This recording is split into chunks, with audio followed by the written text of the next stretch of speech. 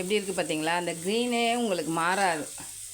பச்சை பருப்பு, சின்ன வெங்காயம், தக்காளி, பச்சை மிளகாய் போட்டு வேக வச்சுருக்கேன். நம்ம கீரையிலே கொஞ்சம் தண்ணி வரும், அதனால் பார்த்துட்டு சேர்த்துக்கலாம். இல்லைன்னா ஒரு 1/4 கிளாஸ் சுடு. பசலைக்கீரை வந்து ஒரு கொலன்னு ஒரு தன்மை இருக்குது.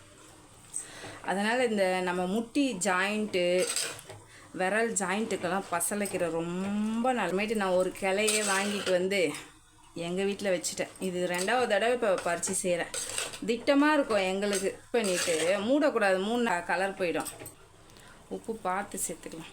இப்போ இதை கடைஞ்சிட்டு வந்துடுறேன். 1/2 ஸ்பூன் கடுகு, 1/4 ஸ்பூன் சீரகம், பூண்டு, ஒரு 2 காஞ்ச மிளகா, கீரையை எடுத்து அதில் ஊற்றிடலாம்.